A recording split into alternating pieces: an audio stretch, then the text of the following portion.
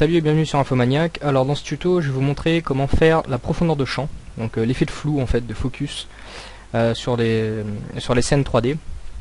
C'est quelque chose de très simple à faire et qui change vraiment tout. Comme vous voyez là, c'est la photo avant profondeur de champ, ici après, donc vraiment ça donne un rendu plus photoréaliste, puisque c'est exactement le phénomène qui se crée dans la vie réelle, donc autant savoir le reproduire dans l'univers 3D. Donc vous allez voir, c'est relativement simple, tout tient sur un seul nœud, enfin un seul module, mais il y a des petites choses derrière à savoir. Donc voilà, alors on va faire une nouvelle scène. Ok, alors on va préparer la scène, un simple cube, hein, ça ira très bien. Voilà. Je vais juste déplacer ce cube sur le sol, GZ1, placer ma caméra, CTRL Alt 0, voilà, et je vais tout simplement appliquer un nœud ray à ce cube. Pour le dupliquer, je vais faire une scène vraiment très simple. Donc à 1.6 c'est très bien. Donc hop. Voilà. Et j'ai copié cette ray. Sauf que cette fois-ci, je le mets en Y. Voilà.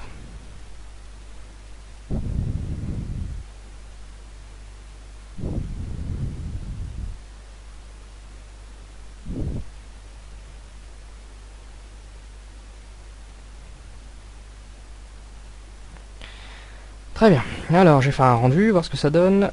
Je trouve ça un peu trop sombre. Déjà, j'ai ajouté un sol aussi. Shift A, plane. On va lui faire un scale bien comme il faut, très bien. Et l'image est un peu trop sombre, donc je vais activer l'ambient occlusion. Oh, en add 0.5. Et ici, sample, je passe à 10. Très bien. Alors, F12. Voilà notre scène. Vraiment basique. Alors, partant de là. Donc pour faire le flou, le flou du focus, qu'on appelle le depth of field, il faut déjà une distance. La distance de focus, là où les choses sont censées être nettes. Alors pour ça, vous pouvez aller dans la caméra. Ici, vous avez depth of field. Il y a distance ici. Alors, pour l'instant, la distance sont en unité Blender. Alors, le plus simple, en fait, c'est de paramétrer votre scène ici, passer en métrique. Vous revenez dans votre caméra. La distance, on va la mettre par exemple à 5 mètres. Voilà, très bien. Et on peut aller dans le compositing. Refaire un petit rendu, parce que maintenant qu'on a paramétré le depth of field, il va falloir qu'on fasse un rendu. Donc hop, on refait un rendu. Prendre un petit peu de temps. Voilà, c'est très bien.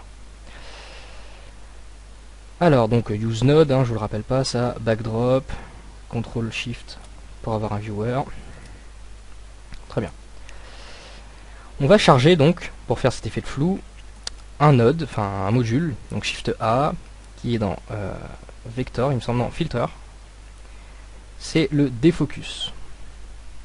On va le connecter, tout simplement, à l'image.